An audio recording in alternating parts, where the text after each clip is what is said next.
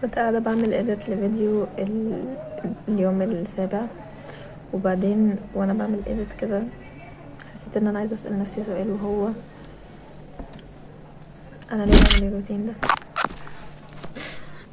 القهوة اهي والمذاكرة كلنا موجودين، بس انا لازم اجاوب على السؤال.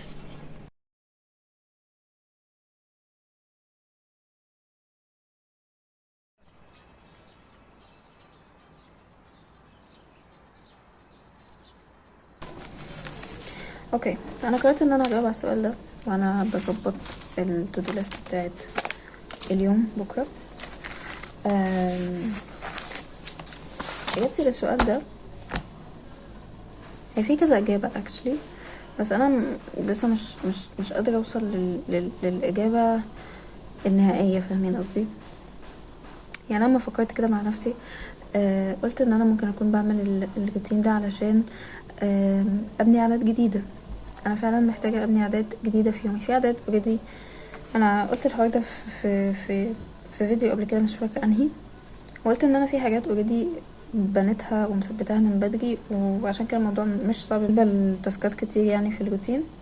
ولكن في حاجات انا بكسل اعملها، ما عنديش اي حاجه تخليني ما اعملهاش غير ان انا جاست ببقى كسوله، ببقى عايزه حد يقعد على ايدي بس.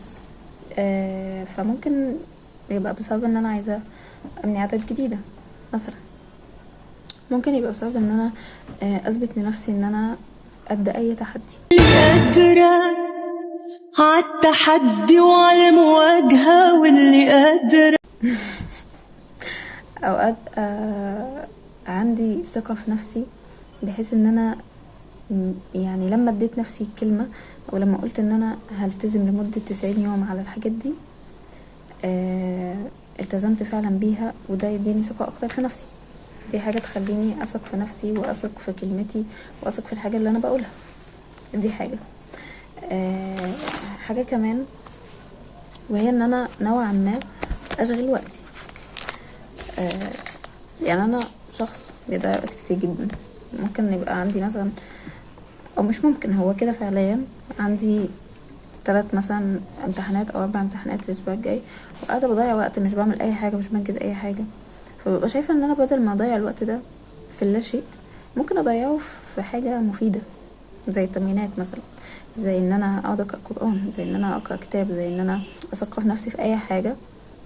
يعني حتى لو مذاكرتش ابقى ببني حاجة تانية يعني جزء تاني من حياتي. فاهمين ايه كمان؟ مش عارفة ممكن يكون في ايه كمان بصراحة، ولكن في حاجات كتير قوي ممكن تخليني عايزة اعمل الروتين ده.